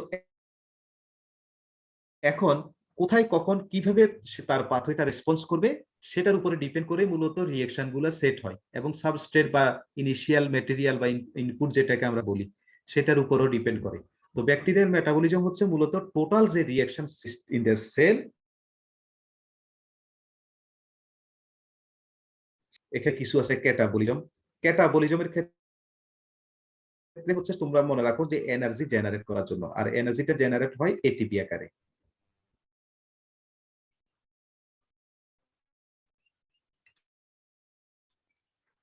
এনার্জিটা জেনারেট হবে তোমার এটিপি আকারে, এটাকে বলা হচ্ছে ক্যাটাবলিজম। আর ক্যাটাবলিজম হচ্ছে ভাঙা, যেমন গ্লুকোজকে ভেঙে ক্রমান্বয়ে এটিপি তৈরি করবে, আমাদের শরীরে যেটা হয় বা আমাদের সেলের মধ্যে যেটা হয়।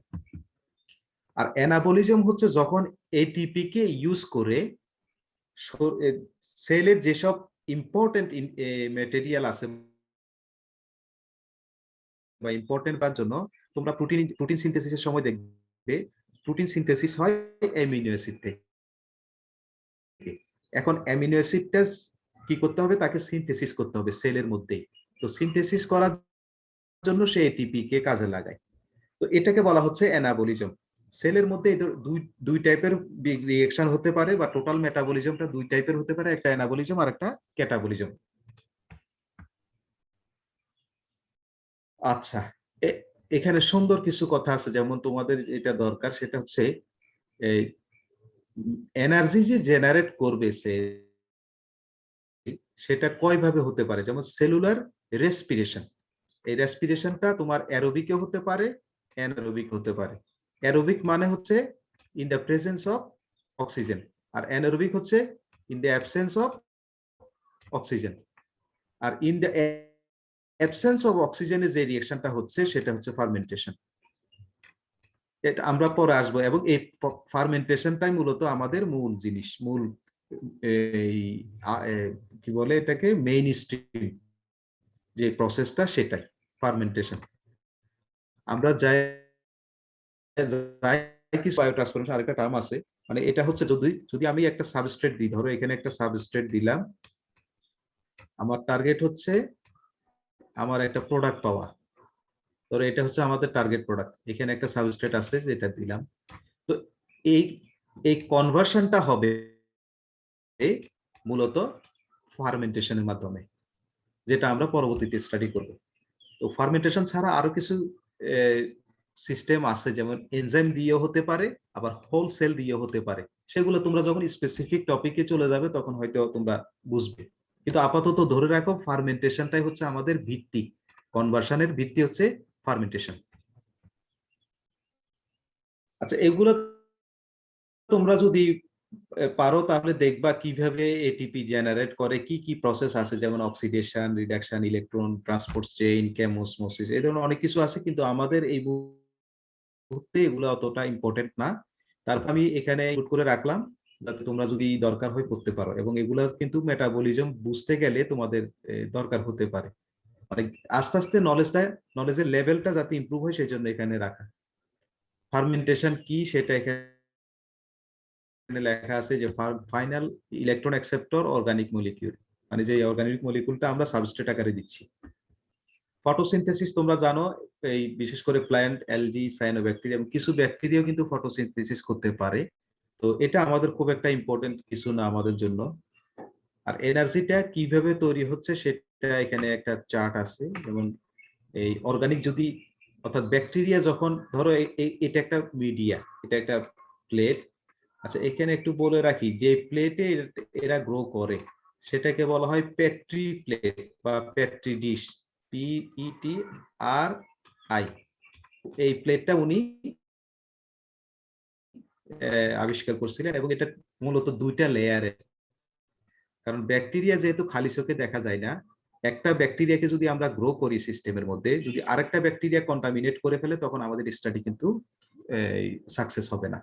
তো এই প্লেটটা এমন ভাবে ডিজাইন করা যে যে ব্যাকটেরিয়া তুমি এখানে গ্রো করবা সেটাই কেবলমাত্র এখানে গ্রো হতে পারে। আচ্ছা, তাহলে এক ধরনের মেটাবলিজম হবে, আর যদি ইনঅর্গানিক হয় আরেক ধরনের মেটাবলিজম হবে। তো এগুলো ডিপেন্ড করে ব্যাকটেরিয়ার উপর। যখন তোমরা স্পেসিফিক ব্যাকটেরিয়া পড়বা তখন হয়তো এগুলা আস্তে আস্তে তোমাদের ক্লিয়ার হবে। আর এখানে মনে হয় না তেমন কিছু আর বলার আছে।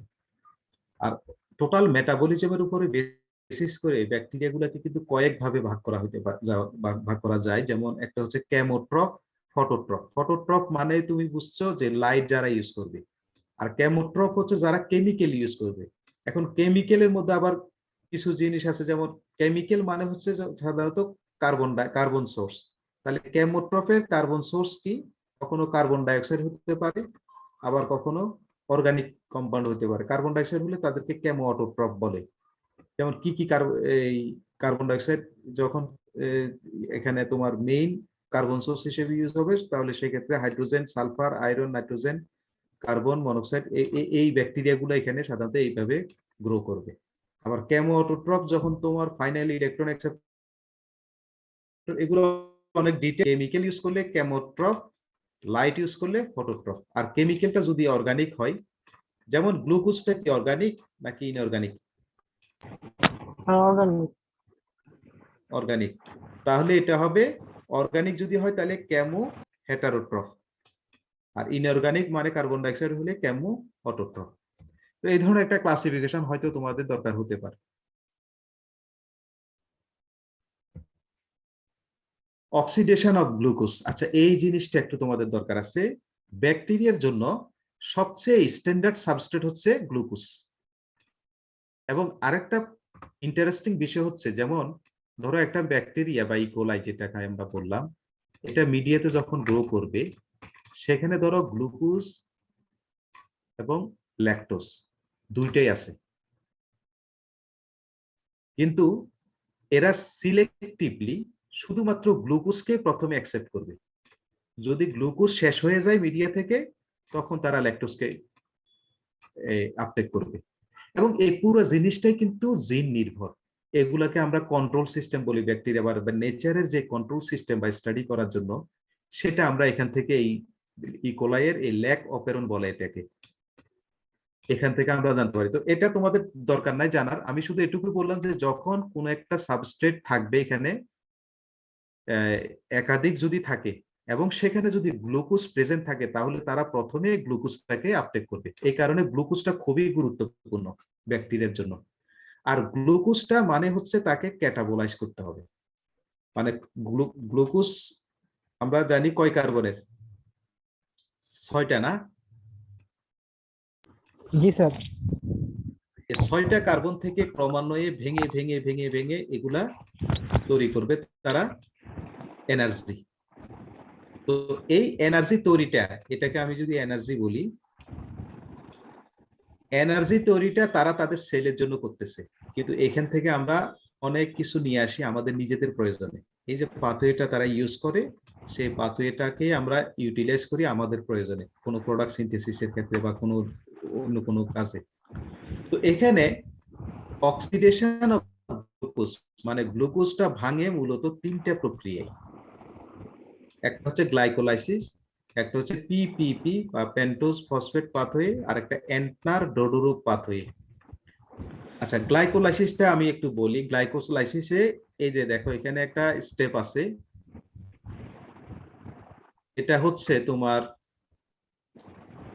গ্লাইকোলাইসিস হচ্ছে মূলত অ্যানারোবিক বা অ্যারোবিক দুইটা কন্ডিশনে হতে পারে, এবং এক অণু গ্লুকোজ থেকে তারা দুইটা পাইরুভেট তৈরি করে।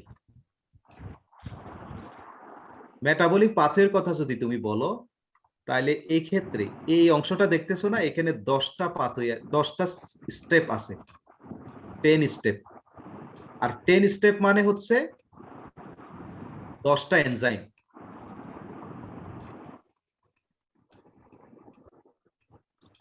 দশটা এনজাইম মানে হচ্ছে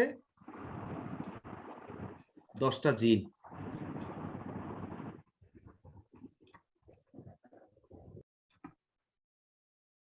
তাহলে একটা পাথওয়ে তার নাম হচ্ছে গ্লাইকোলাইসিস। গ্লাইকোলাইসিস, এবং সে কি করে? গ্লুকোজ থেকে পাইরুভেট তৈরি করে। পাইরুভেট তৈরি করে এই একটা পাথওয়েতে দরকার হয় 10টা এনজাইম। আর 10টা এনজাইম তৈরি করে কে? সরি, এই একটা পাথওয়েতে 10টা স্টেপ আছে, 10টা স্টেপ রেগুলেট করে 10টা এনজাইম, আর 10টা এনজাইম আসে 10টা জিন থেকে। তার মানে একটা সিম্পল পাথওয়ের কথা যদি আমরা চিন্তা করি, তাহলে এখানে আছে 10টা জিন। এখন কথা হচ্ছে এই সাধারণত এই পাথওয়েটা সব ব্যাকটেরিয়াতে আছে, যার কারণে এই পাথওয়েটাকে রিপ্লেস করার কোনো দরকার হয় না।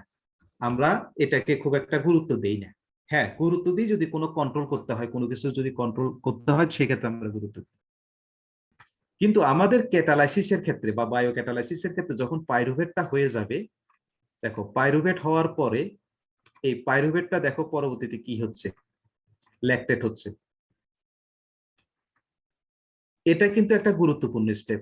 ল্যাকটেট কিন্তু একটা, অথবা ল্যাকটিক অ্যাসিড যেটাকে আমরা বলি, এটা একটা ইন্ডাস্ট্রিয়ালি ইম্পর্টেন্ট প্রোডাক্ট।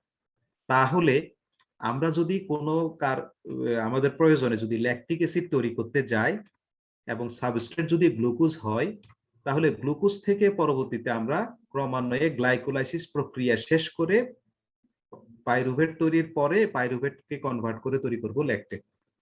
এখন এই পুরা পাথওয়ের ক্ষেত্রে তুমি যদি কোনো ইমপ্রুভ করতে যাও, কোনো মেটাবলিক ইঞ্জিনিয়ারিং করতে যাও, সেক্ষেত্রে তোমার এই যে 10টা জিন এবং এখানে একটা ল্যাকটেট ডিহাইড্রোজিনেস, এখানে একটা এনজাইম, মোট 11টা জিন। এই 11টা জিনকে তুমি স্টাডি করে দেখতে হবে যে কোন জিনটাকে নকআউট করলে, নকআউট মানে হচ্ছে ডিলিট করলে, অথবা কোন জিনটাকে একটু ওভার এক্সপ্রেস করলে। ধরো ওভার এক্সপ্রেস মানে হচ্ছে একটা জিন ধরো এখানে আছে, যেমন গ্লুকোজ 6 ফসফেট হাইড্রোলেজ বা এরকম একটা জিন এইটা আছে এখানে। এটা থাকার পরও আমি যখন একইভাবে ব্যাকটেরিয়াতে আবার এই জিনটা ইন্ট্রোডিউস করব, এটাকে বলা হয় ওভার এক্সপ্রেশন।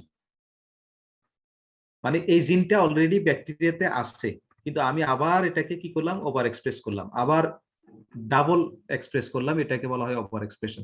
সেটা আমরা করতে পারি, কিন্তু এক্ষেত্রে আমাদেরকে চিন্তা করতে হবে যে কোন কাজটা লজিক্যাল বা কেন করব। সব ক্ষেত্রে কিন্তু একটা সায়েন্টিফিক রিসার্চের ক্ষেত্রে লজিকটা খুবই ইম্পর্টেন্ট। তুমি যদি জাস্টিফাই করতে না পারো এই কাজটা, তাহলে দেখা যাবে তোমার কাজ পুরো ডিজাইনটা ইনভ্যালিড হয়ে যাবে। আর ডিজাইন ইনভ্যালিড হওয়া মানে হচ্ছে ওই ম্যানুস্ক্রিপ্ট তোমার পাবলিশ হবে না। যখন রিভিউয়ারের ডিজাইনে কোনো কমেন্ট করবে যে design is not okay, is not well order, অথবা নট লজিক্যাল, তখন ওই ম্যানুস্ক্রিপ্টটা ইজিলি রিজেক্ট হয়ে যাবে। কারণ ডিজাইন এই সমস্যা, ডিজাইনে কোনো সমস্যা থাকা মানে হচ্ছে তোমার পরবর্তী যে কাজগুলা করবা সব ইনভ্যালিড, রং। আচ্ছা, এখানে কথাগুলো বলার উদ্দেশ্য হচ্ছে তোমাদেরকে ইন্ট্রোডিউস করে দেওয়া যে আমাদের টার্গেট প্রোডাক্ট গুলা কি, কোথায় থেকে আসে। দেখো শুরুটা কিন্তু হয়েছে গ্লুকোজ থেকে, আমরা পেলাম ল্যাকটেট, আমরা পাচ্ছি ফরমেট, আমরা পাচ্ছি ইথানল, আমরা পাচ্ছি এসিটাইল কোয়ে, আমরা পাচ্ছি এসিটেট, এসিটোন, বিউটাইরেট, এই ধরনের যত প্রোডাক্ট আছে বা যেটা আমাদের টার্গেট প্রোডাক্ট সেটা আমরা এখান থেকে পেয়ে যাচ্ছি শুধুমাত্র গ্লুকোজ দিয়ে।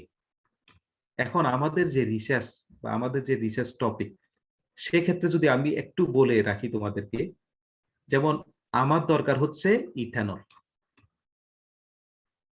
ধরো আমি এমন ভাবে গ্লুকোজ দেবো, ইথানল পাবো। এখন গ্লুকোজ আর ইথানল যদি আমি দিই, সেক্ষেত্রে ল্যাকটেট যদি প্রডিউস হয়, অ্যাসিটেট যদি প্রডিউস হয়, অ্যাসিটোন যদি প্রডিউস হয়, বিউটারেট প্রডিউস হয়, তাহলে কি হবে? যখন তোমার টার্গেট প্রোডাক্ট থাকবে ইথানল, ইথানল ছাড়া যখন বাকি প্রোডাক্ট গুলো তৈরি হবে সেগুলোকে বলা হচ্ছে, আমরা বলি by product. By product, by product থাকলে দুই ধরনের অসুবিধা, চ্যালেঞ্জ। একটা হচ্ছে যে গ্লুকোজটা এখানে আমি দিলাম, সেই গ্লুকোজটা কিন্তু কিছু অংশ এখানেও ইউজ হয়ে যাচ্ছে, কিছু অংশ এটা তৈরিতে ইউজ হচ্ছে, এটা তৈরিতে ইউজ হচ্ছে। এটা হচ্ছে এক নাম্বার প্রবলেম। তাতে করে হলেও কি এফিসিয়েন্সি, ধরো 100% এফিসিয়েন্সি আমি কখনোই পাবো না, কারণ কিছু গ্লুকোজ এই দিকে চলে আসছে। 100% এফিসিয়েন্সি মানে হচ্ছে তুমি যে পরিমাণ গ্লুকোজ দিয়েছো সেটা যদি তুমি ইথানল হিসেবে পেয়ে যাচ্ছ, এটাকে বলা হয় কনভার্সন এফিসিয়েন্সি। তো যতই তোমার বাই প্রোডাক্ট তৈরি হবে, যত বেশি সংখ্যক বা যত পরিমাণে বেশি সংখ্যক অথবা টাইপে যদি বেশি সংখ্যক হয়, যাই হোক না কেন তোমার ওভারঅল এফিসিয়েন্সিটা কমে যাবে। তো এক্ষেত্রে ইন্ডাস্ট্রিয়াল যে ভ্যালুরাইজেশন, ইন্ডাস্ট্রিয়াল যে ইমপ্লিমেন্টেশন, সেটা চ্যালেঞ্জিং হয়ে যাবে। কারণ ইন্ডাস্ট্রিতে তখন দেখা যাবে প্রোডাক্টটার প্রাইস বেড়ে যাচ্ছে, আর প্রাইস বেড়ে যাওয়া মানে হচ্ছে এটা সাস্টেনেবল না। আরেকটা প্রবলেম হতে পারে, সেটা হচ্ছে যখন প্রোডাক্টটা তৈরি হবে তখন কিন্তু একই একই কন্টেনারে থাকবে, এটা লিকুইড মিডিয়া, এই লিকুইড মিডিয়াতে থাকবে। তো লিকুইড মিডিয়াতে থাকলে পরবর্তীতে যখন ডাউনস্ট্রিম রিকভারি,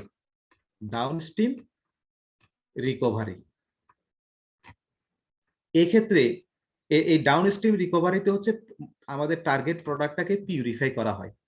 পিউরিফাই করতে গিয়ে যত বেশি বাই প্রোডাক্ট থাকবে ততই পিউরিফিকেশন কস্ট বেড়ে যাবে। তো আমরা সাধারণত যে টার্গেটটা নিই, চেষ্টা করি, যেমন এখানে যে জিনটা আছে, ধরো এখানে যদি একটা জিন থাকে তাহলে সেটাকে নক আউট করার চেষ্টা করি। যদি একের বেশি অধিক থাকে তখন আমরা ফাইন্ড আউট করতে চেষ্টা করি যে কি জিন কি জিন